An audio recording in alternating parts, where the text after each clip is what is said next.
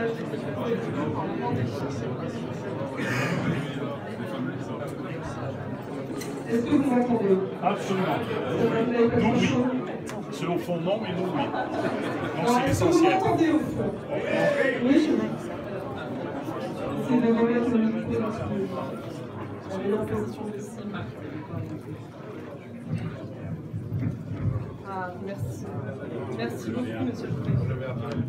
Ou alors je vais le prendre à la main, c'est un peu plus simple.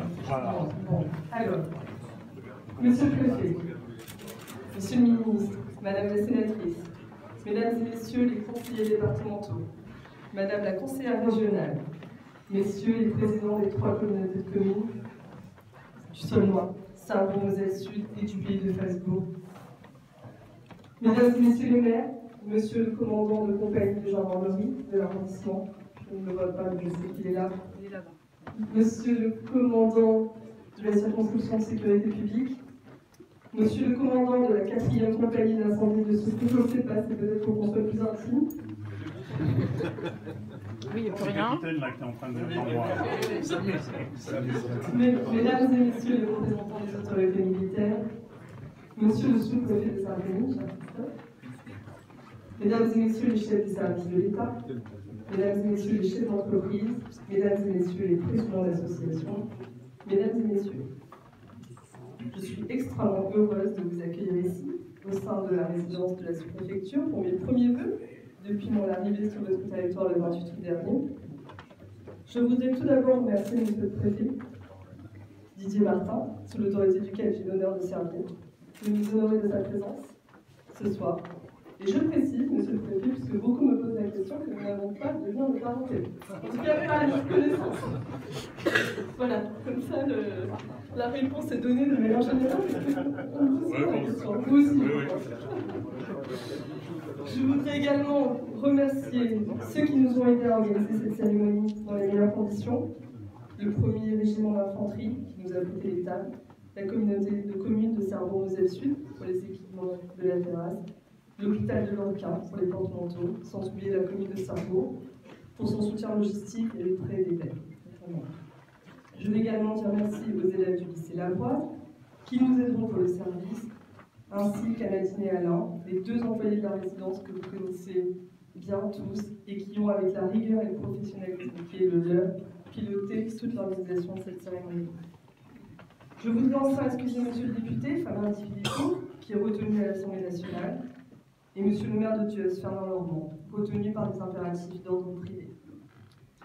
Alors on me dit souvent, et cela me réjouit, vous avez l'air heureuse d'être là, madame la sous-préfète. Et c'est tellement vrai. Cela fait déjà 5 mois que je suis ici, sur ce beau territoire de Sarrebourg et du Saulnois, et je n'ai pas vu le temps passer. Ces 5 mois ont été très riches. J'ai saisi toutes les occasions possibles pour venir à votre rencontre, et je vous remercie encore de m'avoir invité à visiter vos communes, à assister à vos conseils communautaires, à vos réunions de maires d'anciens cantons ou d'anciens arrondissements. À chaque fois, ce fut un immense plaisir d'échanger avec vous et l'opportunité de mieux comprendre vos difficultés, vos spécificités, vos attentes aussi. Je continuerai à venir à votre rencontre. Plusieurs visites de communes sont d'ailleurs inscrites à l'agenda dans les prochaines semaines et je ne doute pas que les communes qui ne m'ont pas encore invité le feront. C'est en tout cas l'un de mes vœux pour 2018. Notez-le. La cérémonie de vœux, c'est bien sûr d'abord l'occasion de revenir sur l'année écoulée, et 2017 a été une année riche pour ce territoire. Nous avons signé 2 contrats de ruralité. Les contrats de ruralité, comme vous le savez, ce sont des outils spécifiquement mis en place au service du développement des territoires ruraux avec des fonds dédiés. Nous en avons signé 2 avec le PETR du pays de Sarrebourg et la communauté de communes du Saulnois, présidée par M. Gess. Je ne le vois pas, mais je sais qu'il est là, je vous le dis tout à l'heure. L'ensemble de l'arrondissement est donc couvert. De nombreux projets structurants qui ont vocation à renforcer l'accès aux services et aux soins, la cohésion sociale, la transition écologique, les bourgs-centres ou l'attractivité y ont été inscrits. Plusieurs d'entre eux ont d'ores et déjà pu bénéficier de financement dans le cadre du FSIL, l'enveloppe 2, pour un montant de 378 053 €, permettant de créer, quelques exemples, une maison de santé, une boulangerie, de construire une salle de restauration avec cuisine, ou encore de rénover une mairie, de créer un relais d'assistants maternelle, une résidence pour chercheurs, ou encore de permettre l'acquisition d'un ensemble immobilier pour la vente de produits locaux. Nous aurons 2 réunions prochainement avec chacun des territoires concernés pour faire le point et continuer à mettre en œuvre les projets qui y sont inscrits. Nous avons également en 2017 pu accompagner le développement de nombreux projets nécessaires pour les communes et pour le territoire grâce aux subventions d'investissement. Ainsi, pour la seule DETR, 123 projets ont été retenus pour un montant de 3 444 397 €. Concernant le FSI, l'enveloppe 1 cette fois, celle qui n'est pas dédiée aux contraintes de réalité, 19 projets ont été retenus pour un montant de 536 561 €. Ils ont permis de financer des projets aussi divers et nécessaires que l'achat de chaudières, l'installation de panneaux photovoltaïques, la rénovation thermique de bâtiments communaux, la création d'un parking pour du covoiturage, des accès PMR ou encore des travaux de sécurisation. L'appel à projets pour 2018 vient de vous être envoyé et je ne doute pas que les projets seront nombreux. À ces subventions s'ajoutent les fonds reversés aux collectivités au titre du FCTVA. Ils se sont élevés en 2017 à 3 20 488 €. Nous avons également pu avancer sur le dossier de la RN4 et je remercie très vivement et chaleureusement les services de l'État, les élus et surtout les collectivités impliquées dans ce dossier pour leur esprit de coopération et de dialogue qui a permis de lever les derniers obstacles. Ce dossier est désormais bien engagé. Nous avons également organisé 2 réunions très intéressantes à Bulle-Lorraine et à Moyenvic dans le cadre de la concertation nationale des territoires. Et je vous remercie une nouvelle fois pour les propositions que vous avez formulées à cette occasion. Certains élus m'ont dit, vous savez, Madame la sous-préfète, on nous consulte, mais on n'a pas l'impression d'être entendu. Alors on se demande si cela sert à quelque chose. Bien sûr que cela sert, et je veux vous le démontrer sur au moins 3 points qui ont été soulevés lors de ces réunions. Tout d'abord, l'État a annoncé un assouplissement pour le transfert de la compétence eau et assainissement, sujet dont vous m'avez beaucoup parlé, et qui pourra rester, sous certaines conditions, une compétence communale, si suffisamment de communes s'expriment en ce sens. Vous avez aussi évoqué vos difficultés sur les normes, leur nombre, leur complexité, la longueur des procédures. Les normes ne sont pas créées pour entraver l'action des collectivités, mais pour protéger et garantir la sécurité de tous. Leur application peut néanmoins tenir compte des spécificités des territoires. C'est une demande forte de votre part, je le sais, vous me l'avez dit. L'État a ainsi lancé une expérimentation pour créer un droit à la différenciation, permettant de déroger parfois aux normes réglementaires afin de permettre une meilleure adaptation aux spécificités d'un territoire. Nous verrons quelles seront les conclusions de cette expérimentation. Enfin, l'État s'est aussi engagé à stabiliser le paysage institutionnel, à ne plus soumettre les collectivités à de nouvelles réformes territoriales et à ne pas baisser en 2018 les dotations. Je reviendrai dans quelques minutes. 2017, c'est aussi l'année de la dématérialisation des procédures administratives. Depuis le 6 novembre, tous les guichets sont définitivement fermés. L'État a fait le choix de la simplification des démarches, de la fin des files d'attente et des déplacements en préfecture pour demander une pièce d'identité, une carte grise ou encore un permis de conduire. Chacun peut désormais effectuer ses démarches à distance sur le site de l'ANTS, l'Agence nationale de titres sécurisés. C'est un nouveau mode d'accès aux services publics, mais cela ne signifie pas que l'usager est laissé seul face à son écran d'ordinateur. Dans les préfectures et sous-préfectures, des points numériques animés par des services civiques assurant une fonction de médiateur numérique ont été mis en place. Il y en existe un à Sarrebon depuis mai 2017 et un à Château-Salins depuis mars 2017. Ils permettent à l'usager qui n'a pas d'ordinateur, pas de connexion Internet, ou qui n'est tout simplement pas familier avec l'outil numérique de faire ces démarches en étant guidé. Je voudrais également dire quelques mots sur la sécurité. Mes premiers mots iront au capitaine Eberlé et Cadario de la gendarmerie, au commandant Beck et au capitaine Chevrier, que j'ai vu aussi tout à l'heure, de la police nationale, ainsi qu'à leurs équipes, pour leur dire combien j'apprécie l'esprit de parfaite coopération dans lequel nous travaillons lors de nos réunions hebdomadaires à la sous-préfecture, qui sont toujours de grands moments conviviaux, et sur le terrain où je mesure à chaque fois leur réactivité et leur professionnalisme. La sécurité est une priorité de l'État et une des 3 priorités énoncées par M. le Préfet dans le département et pour moi ici. Dans l'arrondissement en zone police, constitué des villes de Sarrebourg, Nard, Étain et Bulle-Lorraine, la délinquance a continué de baisser en 2017, encore plus que les années précédentes, et elle est à son plus bas niveau depuis 20 ans. En zone gendarmerie, les attaques au bien augmentent et nous avons une vraie préoccupation sur la hausse des carbonionnages. Néanmoins, nous ne restons pas les bras ballants. Et je tiens d'ailleurs à remercier très chaleureusement les équipes de la gendarmerie pour l'arrestation ce week-end, hier, voilà, d'une filière qui sévissait sur l'arrondissement et donc qui a été stoppée. Bravo, merci.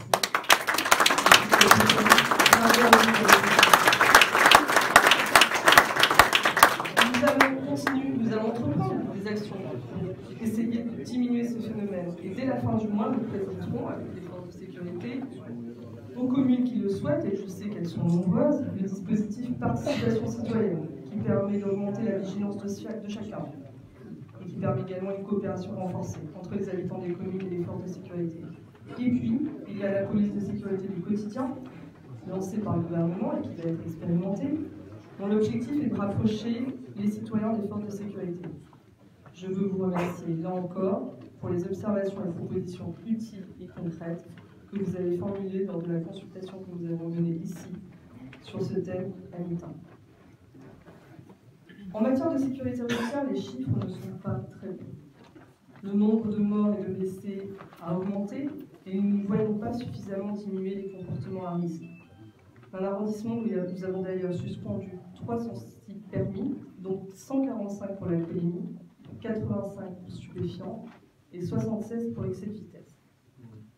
Vous le savez, le gouvernement vient d'annoncer des mesures fortes pour lutter contre l'insécurité routière, et parmi elles, je sais que la réduction de la vitesse sur les vitesses secondaires à 80 km/h a suscité chez plusieurs d'entre vous et dans vos communes de l'agacement, voire des doutes sur le bien fondé de cette mesure. Mais je veux vous dire que la vitesse tue. Sur l'arrondissement, dans 43% des cas d'accident, la vitesse en est la cause. J'ai fait l'expérience, jeudi dernier, de conduire sur la départementale de Sarrebourg à Château-Salins à 80 km/h. J'ai perdu à peine 5 minutes par rapport à mon temps de trajet habituel. Alors je sais que c'est une mesure impopulaire, assumée, mais toutes les études le montrent. Les mesures efficaces sont les mesures de rupture, qui modifient en profondeur les comportements. La route, c'est un... Je sais que c'est un sujet préparé. La route, c'est un espace de vie partagé. On en débattra si vous voulez tout à l'heure. La route, c'est un espace de vie partagé. Le savoir-vivre doit s'y appliquer autant qu'ailleurs. On ne doit pas mourir et finir handicapé quand on prend le volant. Pour moi, sous l'autorité du préfet et en lien avec le directeur de cabinet qui pilote ces projets, la lutte contre tous les comportements à risque est clairement une priorité en 2018. Je voudrais également profiter de cette occasion pour apporter quelques réponses de l'État aux difficultés dont vous m'avez fait part. Je sais que les difficultés financières sont une des principales préoccupations. Vous avez souffert, vous l'avez dit, du gel des dotations puis de leur baisse, mais vous le savez, et je l'ai répété à maintes reprises, les dotations ne baisseront pas en 2018. L'État s'y est engagé. La DGF augmentera même légèrement de 0,4%. Quant aux subventions d'investissement, elles seront maintenues au même niveau qu'en 2017. Cela représente 77% de plus qu'il y a 3 ans. Mais nous sommes dans un contexte budgétaire très contraint et nous devons tous faire des économies, État comme collectivité. Je rappelle que la dette publique s'élève à 2266 milliards d'euros, sur 96% du PIB. Les économies demandées aux collectivités seront concentrées sur les plus grosses collectivités. C'est les 80 km/h qu'il faut, ce qui suscite autant de débat. Et il ne s'agira pas, j'insiste, de baisser les dépenses, mais de contenir les augmentations. S'agissant des contrats aidés, sujet dont vous m'avez aussi beaucoup parlé, l'État a constaté que le dispositif n'était pas efficace, puisque seulement 26% des bénéficiaires accèdent à un emploi durable en fin de contrat.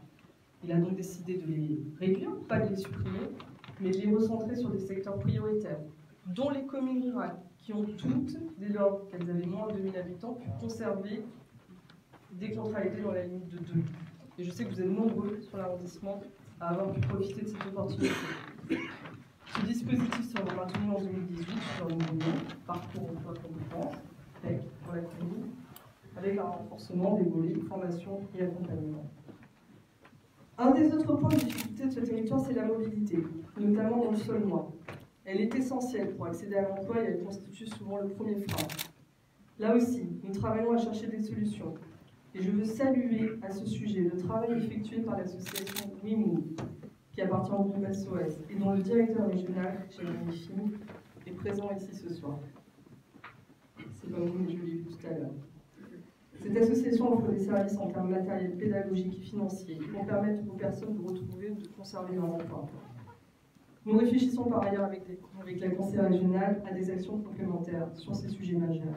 Enfin, sur la santé et la démographie médicale, qui est, je le sais aussi, une de vos préoccupations majeures et une condition essentielle de l'attractivité dans le territoire, l'État accompagne, encourage et finance, notamment par le biais de la DETR, toute initiative visant à maintenir ou attirer des médecins. Nous l'avons fait pour la MSP de Dieuze ou d'Abrèche-Villers. Nous continuerons les efforts en ce sens. Nous aurons d'ailleurs un échange à ce sujet avec l'ARS, qui, comme vous le savez, pilote ces sujets, le 1er février prochain, dans ce mois. Il y aura ensuite une autre réunion pour le territoire de Sarrebruck. Tous les élus sont invités à ces réunions et je vous invite très fortement à y participer. Vous le voyez, les sujets de travail ne manquent pas et nous avançons pas à pas avec l'ensemble des services de l'État, dont plusieurs responsables sont présents ici ce soir. Et je veux les saluer, la DDT, la DDPP, la DREAL, pour ne citer que.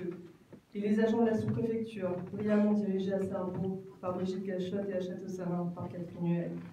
Je veux profiter de cette occasion pour dire à l'ensemble des agents que je suis impressionnée par leur engagement, leur sérieux, leur efficacité, leur motivation, et les remercier pour le grand professionnalisme dont ils font preuve pour répondre à vos demandes, je crois que ma fille arrive, à vos questions, pour traiter l'ensemble des dossiers dont ils ont la charge.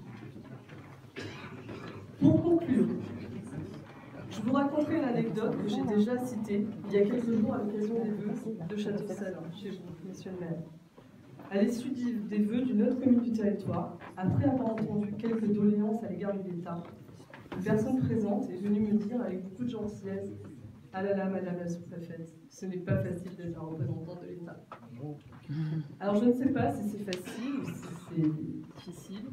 Ce que je sais, c'est que ça me passionne et que c'est un honneur et un immense plaisir d'être ici, sur ce territoire si attachant, pour lequel je n'ai qu'une ambition, c'est celle d'être utile. L'État n'est pas votre ami. J'entends, mesdames et messieurs les élus, les doléances que vous formulez, les difficultés que vous rencontrez, je ne les nie pas, je les minimise encore moins, mais l'État agit pour le territoire. J'essaie de vous le démontrer durant ces quelques minutes. Il y a encore beaucoup à faire, bien sûr. Nous devons faire face à des défis, dans un contexte contraint, notamment sur le plan budgétaire, je l'ai dit, et nous les relèverons ensemble, et pas les uns contre les autres. C'est ce que j'essaierai de continuer à faire en 2018, à vos côtés. Il y aura parfois des obstacles, nous les franchirons, des désaccords peut-être, mais nous les résoudrons.